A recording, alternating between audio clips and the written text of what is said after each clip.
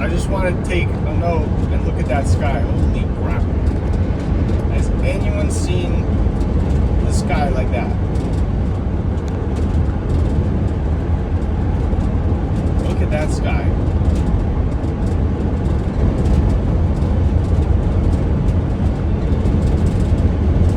Wow, look at that. Don't pay attention to the traffic in front of me. Pay attention to the clouds in front of me. Get out of my way. So we had some music playing, but it's copyrighted. We're not taking this exit over here. We're gonna be going on the highway for a little more. So we're gonna experience the full escapade. There we go. That's the word. Finally got to use the word I wanted. We're gonna enjoy this beautiful escapade to our full advantage while we drive for the next 6 miles. Over here. Got a little sunbeam in the glare. I mean, we might as well adjust forward. How's that, guys? How's that looking, guys? So, updates. You know, I had an epiphany today, so I might as well talk about it. So, I figured as I started to be more observant, I realized that when I took the emotions out of doing things and things happening and things becoming successful and things becoming failures, and when I'm able to just see that happen, you kind of have an understanding, or there's a little bit of reasoning why it happened, to the point where you are not, even though let's say it's your fault, right?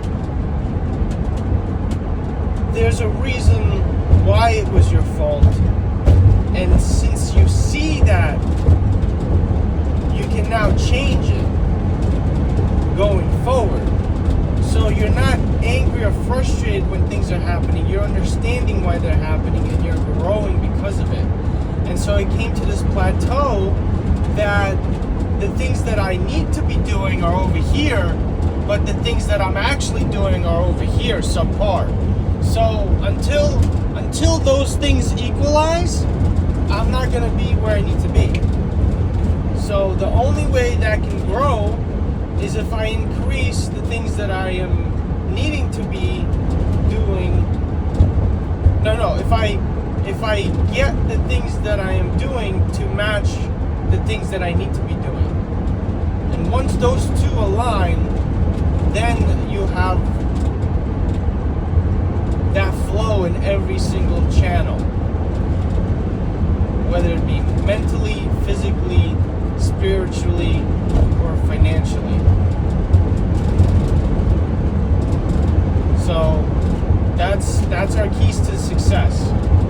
Being diligent, not reacting, observing, understanding, growing, learning, harnessing time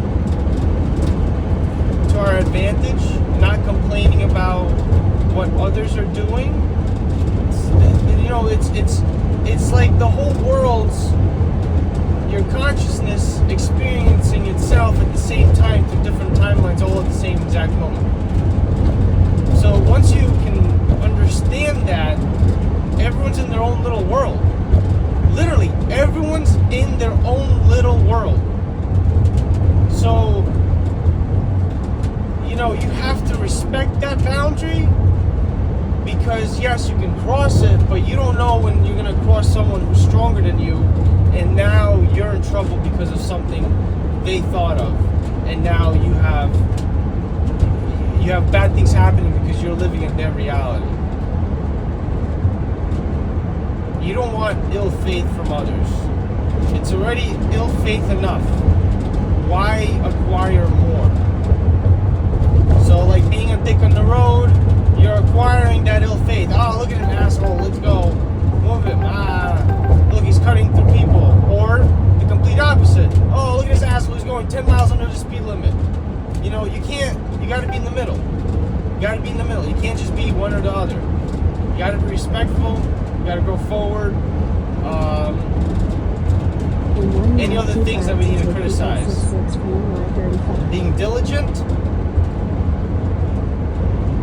using your time machine for the most maximum efficiency, finding paths that are more streamlined. We want to accelerate success, not decrypt it. So, and then we got to replicate it. Whatever you achieve, you got to replicate it. Whether you do it with another project, let's say you're really good at fitness, okay, now be really good at programming.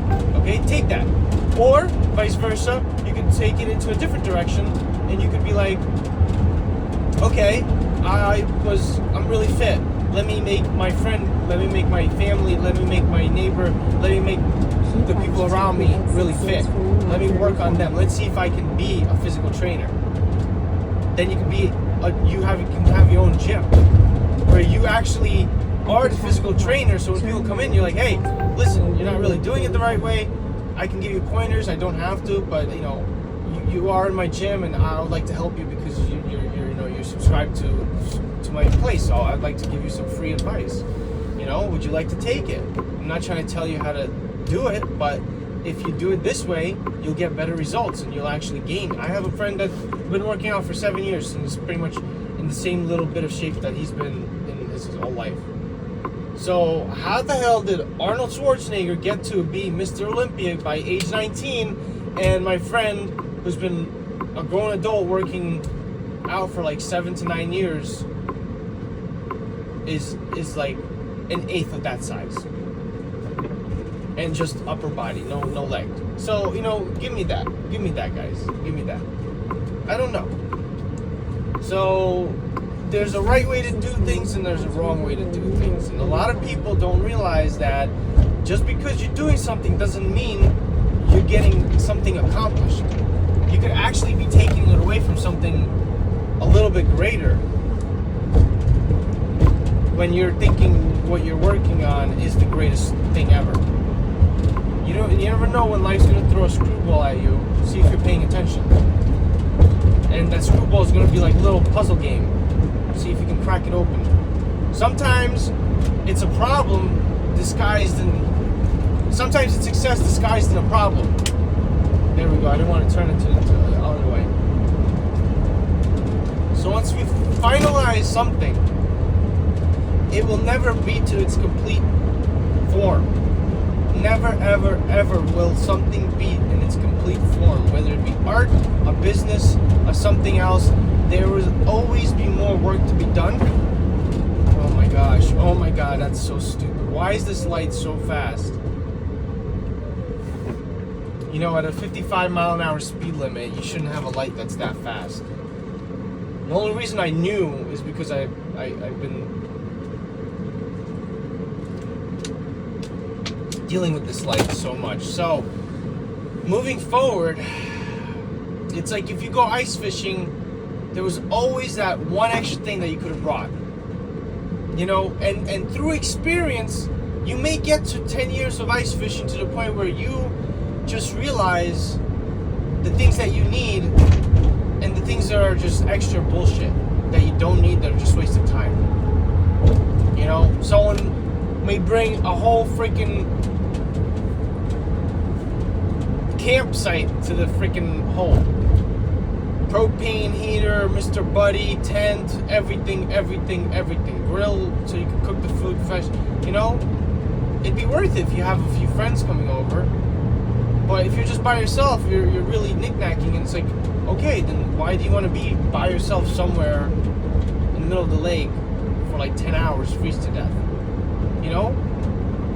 Cut it short, you know? Make it 4 hours. Put some hand warmers. Don't bring the extra propane heater thing. Don't hassle. Make it a quick trip. Less time setting up, more time in the hole. You put your faith in there, you may not have to wait 6 hours for a fish to bite. You're doing diligence. You may next time come catch a few fish within the first hour and be like, listen, that's enough to feed my family. Let's get the hell out of here. I don't know a lot of people who fish and catch fish and bring it home to eat. So I think that's a waste of time to go fishing and not eat what you catch. Because you're injuring the animal for what? For game? For sport? Great. How difficult is it to get a hook to bite something that's in a frozen lake? Freaking, there's no food around. Obviously, it's going to take a bite. And even in the oceans, like, fishing is like a sport. It's like, yeah and no. You know, like, for survival, I agree. Hunting, I agree. But I can't see you killing a deer and just for the freaking horns, you know? You know, so it's like empty, you know? Don't make things empty in your life because it's not bountiful. You have to understand, every action you make in this 2-3-dimensional, like, first your thoughts are like 2-dimensional, okay? So any action that you make in your thoughts in that 2-dimension trickles out in a 3-dimensional existence. You think to move your hand now moving through 3 axes. So you are generating waves through dimensions. You don't know when you move something around, even something like a house, you don't know the kind of waves you're generating with that transcending into the 4th, 5th, 6th dimensions. You can't see those things being played out. But it's like, I've been in a circumstance where so many times I've been in an area and I need that exact thing where I left it like 3 years ago and it's right there on the shelf, and I was thinking about, oh man, how am I going to do this? And then there's that item right there on the shelf that's been sitting there because I used it as decoration because it's been so long, I don't even know what to do with it. I didn't want to throw it out, but I wanted to keep it close with me, so boom. And I'm like, wow, did I buy that gift card 3 years ago to use it now for lunch because I got no money right now? That's crazy. That's crazy. And I never gifted to that person because it was never meant to be, because I slept on the opportunity. I got the gift card but not the card, and I didn't even realize it until it was over, that their birthday was that date. I thought I had an extra day or two. So, you know, it's a closed loop, our reality is. So you don't know when you're just like walking around in life and placing little like you know, setups for yourself in the future. It's like, oh, I'm gonna be right here, so I'm gonna leave this right here. That's gonna remind me to do that thing, and then that thing's gonna bring me to here, and then this thing's gonna bring me to here. So start realizing the actions you're doing and whether they're compounding to anything, because most of the time they're not. That's why school is instilled in us as the one huge crucial thing, because it actually compounds to something, a profession. A really well-designed system to create a baseline in case anything happens. You can fall back on your degree. Because back then, it would be mostly entrepreneurships, apprenticeships, mentorships. Very little college was going on back then. So, you know, from working in the railroads to the Industrial Revolution, there was not much progression. You know, they had school since like the 1800s, you know, don't get me wrong, they had school since the 1700s, but not like architectural engineering and stuff like that. You would maybe have the son of the lords and stuff go to class to learn business or you know, war mechanics or tactics to be a general when he grows up. But to really understand when degrees started to come out, like psychology, architectural engineering, mechanical engineering, software engineers came out to be with the computers, so we know when that happened. But, you know, when did civil engineering become existence? Because they were building bridges since the Roman times. So they had schools back then even. So you have to understand we are not even understanding the real history of our world, and we're acting as if we did and do. So you could be living in a game that's been fixed by certain rules that you don't even know exist, and you're playing by these things that don't even matter, don't change anything. So you have to understand it's not fair if you're playing a game and one person cheats, because now if one person cheats, the rules are bent, and now they're favoring that person that cheats. So it's like, and our government's cheating us constantly, so we gotta watch out for that. It's just not fair, it's just not fair. The government gets to cheat, but we can't.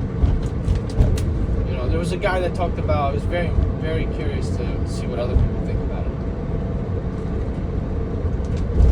it. So if someone has stocks, right, they have money set aside as assets. It's the same thing as gold. It's the same thing as a house. If you sell a house, you have to pay taxes on it. The person that's buying it is going to pay taxes on it. So, you may be selling a house for $60,000, but the house is actually $630,000 because of the taxes. So the person's got to pay an extra $30,000, not to you, but to the government. So, that might not make the deal for you. So you might have to sell the house at $740,000, at $540,000 just to, make a sale, because the taxes are going to come out to $560,000 or whatever, to keep it under the $600 budget for that customer. Same thing if you sell stocks. Now you're the one paying the taxes on the income. It's funny how property works, but